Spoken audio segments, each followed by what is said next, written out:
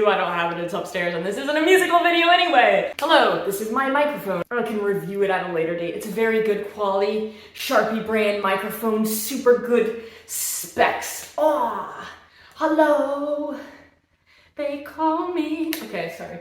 It is sunny today. It is so sunny. It's so sunny. Felt like sitting in front of a window instead of sitting in front of a wall hanging a quilt. I'm filled with the energy of the sun, so I wanted to make a video. Today I wanted to talk about writer's block. For anybody who has issues with writer's block, whether it's for business materials, for writing poetry, novels, whatever creative endeavors you are focusing on of late. So I am writing a novel. I've been writing a novel, for anyone who doesn't know, for the past 4 years. It's done, it's in the editing process. I'm rolling along, and so obviously there's good days, there's bad days, but I know so much about dealing with writer's block. I hope it's helpful because I'm going to share with you my tips and what has helped me get through this novel, at least to where I am. So I think a lot of people will say you need to go out, and that's totally valid, like basic maybe level advice. Go take a walk in nature, go to a busy city, sit down somewhere completely new, take your mind off of what you're working on. Try working on something else. Refocus your attention. Once you start focusing on something else, it'll become easier to come back in much in the same way as where if you're staring at a paragraph for an hour, I need to rearrange the sentences to fit, it's not flowing, there's too much. Your magnifying glass is too close. You need to set it aside for a day, a week, however long it takes, so when you come back, you see it from a totally fresh perspective. Something else that really helps me is to not write. You can read, you can set yourself an allotted break time if that helps, as long as you have a finish point so you know when your rest point is done, to sort of help with writer's fatigue and take space. If you need space, take space. But there's something else. You can find books by authors you really enjoy and appreciate and respect and admire and everything in between, because I find if I'm reading a good book, it will rub off on my writing. The writing style will rub off on my writing. Versus if I'm reading a bad novel, I'll start picking up a little bit those habits, and I'll notice, I'm like, wait, where did that come from? I don't usually do that. And it's small things like that. So find books that you love, keep them on the desk or right next to where you write. So if you're in your head and you're like, this paragraph isn't working, what I often do is I take one of these books, I open the book, and I just pick a random paragraph, doesn't really matter. I read maybe a page of their writing and I think to myself, oh, I love this writer so much, they write so well.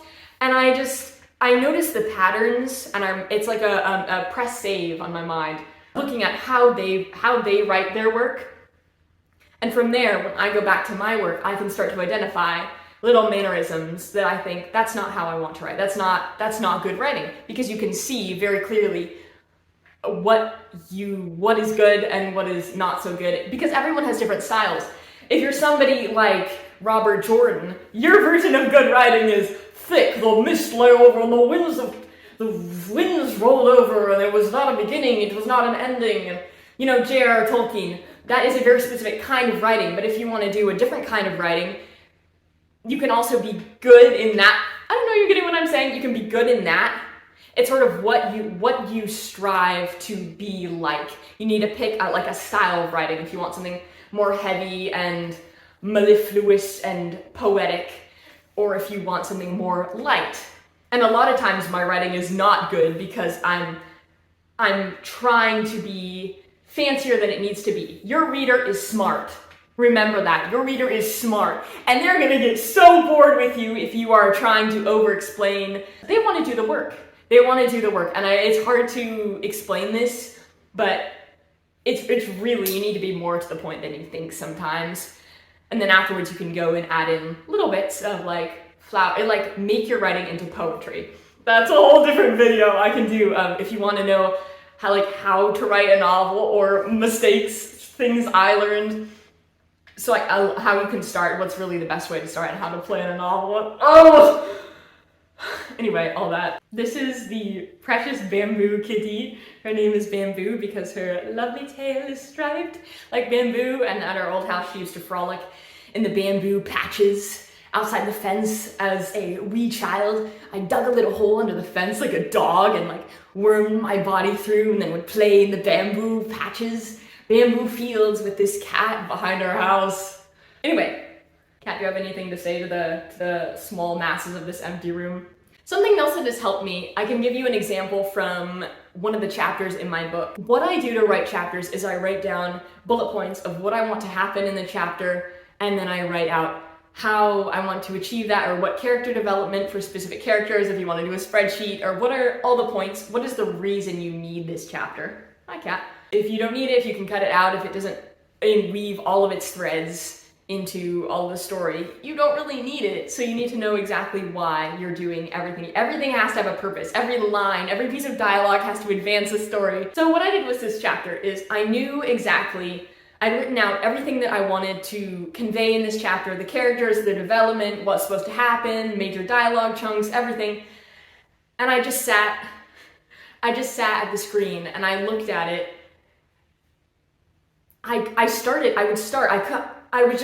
It felt like so big, I couldn't break it down in my head, I didn't know where to start. I would type a sentence, I was like, no, this is the wrong way to start, this is not working, this is trash writing. I couldn't figure out what I wanted to do. And I hate how true it is, how people always say, you can't edit a blank page. And that is 100% correct. I have to write without stopping. So I started and it was so horrible. I was just writing, I was like, don't stop, just this needs to happen, this needs to happen. Just write little sections, just it can be as horrible, as rudimentary as you need, but write it start to finish instead of bullet points. Fill in the little gaps and you can take your time.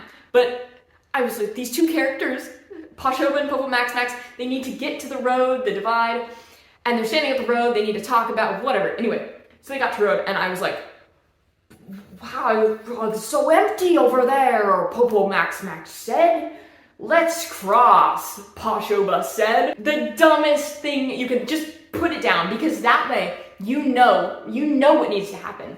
And once you have it all laid out and it's right in front of you, your brain doesn't have time to go, oh, this and that, yep, yeah, shut up. Your brain looks at that dialogue and says, we need to cross, Pashoba said. And it's like, I know how to deal with that. I know how to deal with that because I know how to edit bad dialogue. I know that specific thing should be, and then you can pull from character motivation instead of just stating, we need to cross, Pashoba said, because that's what he's thinking. When a character says something, little tangent, Cat's playing with her little toy. If I want to convey a message as a character, I'm not going to convey it because that just straight up to somebody else because that's flat dialogue. Who wants to read this? No one! So what needs to happen is there needs to be a barrier because we don't say everything that comes into our minds, do we? We have a filter of our character and who we are. The filter is going to change how much we want to share, how much we don't want to share, and the lens through which we portray our words. But you sort of see what I mean, right? The character will say what they mean, but it goes through a barrier of their emotions, their current state, their history, how are they gonna phrase it? Anyway, tangent. So what you did is once you write down all of your chapter and you have it all spaced out, then you can go in and start editing, making things better. And I know it takes a long time, but the more you roll with it, the more you process it, you think about it, it will become a finished chapter.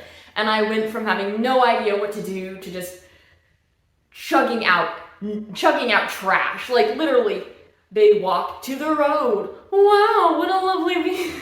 Just put it out and then your brain, it's not as abstract and you can begin to edit what you have on that page. Another strategy you can use is, this is something I found out because I thought I had writer's block, but it wasn't really what it was. Different times for writing work better for different people. So it's really good to experiment and then you can find out what time of day is optimal for your productivity. Morning would pass and I would come to my writing. I'd sit down after lunch at 1 o'clock. And it was like there's a fog over my mind. I couldn't tell if it was fatigue or I was like, I can't write anything. My brain is just, I stare at it. I don't even have the energy to read these words aloud because reading aloud helps you so much too because then you can hear it, and if something's really thick and complicated and stuttery, there's too much. So maybe try waking up early in the morning to write. Maybe try going to a busy place. Try going to a quieter place. Try sitting in the same place every day. Maybe changing it up itself is what helps you stay motivated, what helps you have inspiration every day. And then try writing in the evening. Try writing with the Pomodoro method, I believe is how you say it. That has also helped me, where you write for 25 minutes, rest for 5 minutes, 25, rest for 5, 25, rest for 5, 25, rest for 5, then a 15-minute break, and then you do it all again. That can also help if you're tracking your hours to see how much you write. And I also think consistency is very important, because if you write every day and you track, just not out of judgment or not out of I need to do something, if you track your writing every day, it can really help you with consistency. And then if you're writing consistently, you'll be producing consistently, and then there's more to edit and less to just sit around.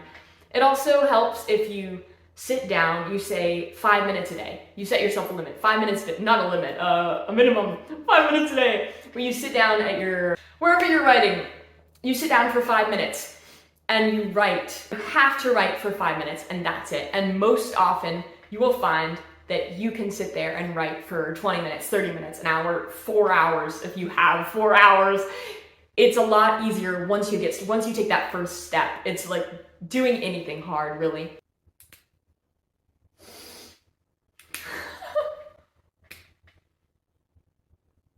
That's awful. But experiment, because what I found is I am diurnal, I believe is the word. I should know this because I'm writing a book about wildlife.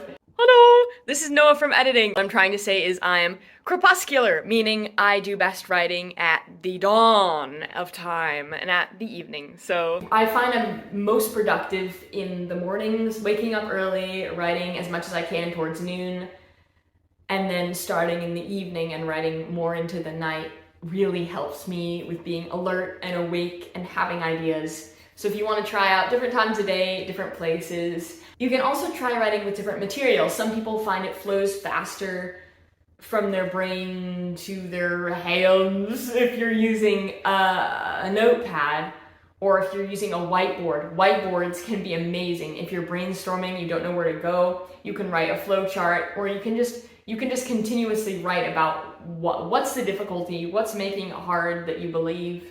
Or you can just write about your characters. You can focus on character work instead, and then once you're inspired by character work, you can go back into that writing. So if you work on character development, then you can use it to get over writer's block and know what your characters will be doing in this scene, in this chapter, in this part of the story. Something else I want to add is don't be too hard on yourself, because we are humans and we're not perfect production machines.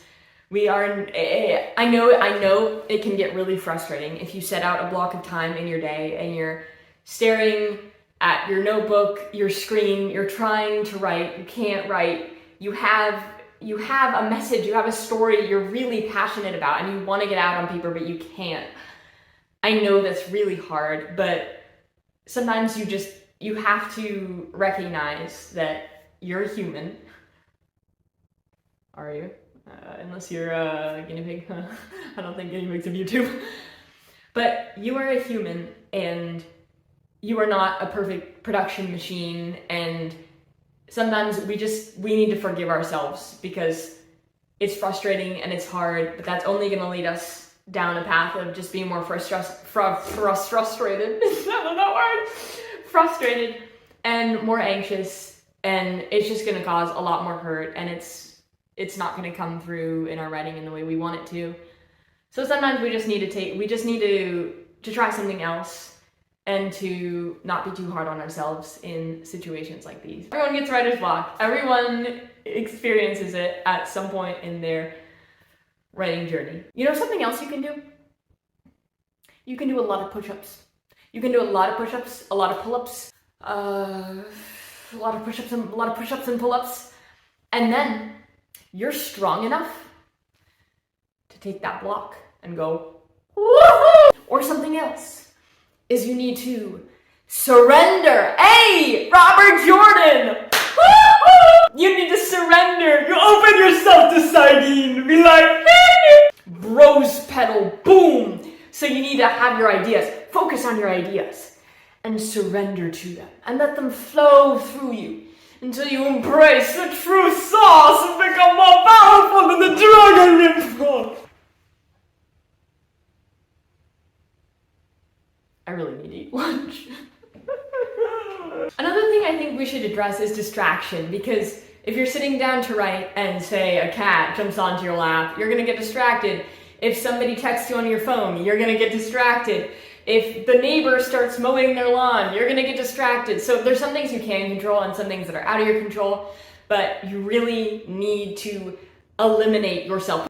Eliminate yourself. Put yourself in an empty space if you need to. Recognize what is going to distract you and make sure you put it outside of your writing space. Dedicate a time where you will not be bothered, because it is so easy when you're just staring at the page. You don't know what to write. Oh, maybe I could research this about how this will help the story, or I can't do it. I need to go do something else for 5 minutes. You can't. You can't. Don't fall for it. Writer's block is a lot of times what it could be is it could be perfectionism, it could be fear, it could be you're afraid to write the wrong thing and so you don't write at all. You cannot edit your writing and you cannot write your writing at the same time. You cannot edit and write at the same time. You need to dedicate certain time blocks where you're just writing. You do not ruminate, you do not stop, you do not change, you don't go back every sentence, you just write. Don't focus on what's ahead. It doesn't matter if you start, just click space or click enter, just keep writing, just keep going. And there are other days when you can be a perfectionist, you can be particular about what you keep, what you don't keep, but keep them separate. So you have days when you just get things out and days when you nitpick, because otherwise you're never gonna get anything done. And it's back to the same thing, you can't edit a blank page. At some point you will write maybe one sentence in your whole writing session and you're gonna say, wow, that's really good.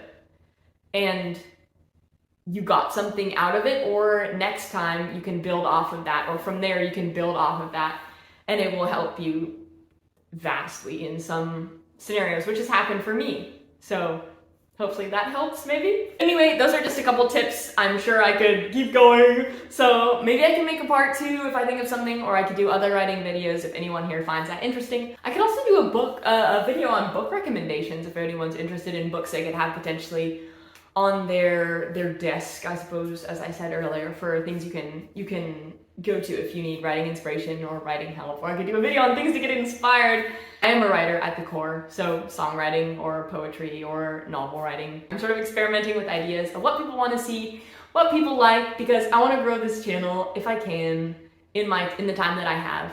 And I'm curious as to what all benefits you, what you all like. And if this was of any use in your creative endeavors, I would love if you could leave a comment. If you want to subscribe, lovely. Anyway, I hope you have a lovely day, and go write, go create amazing things in the world. I would love to see you next time. Woo! How do I do? See you! I'm holding my microphone wrong, folks. Sorry for the audio. That's why who needs it?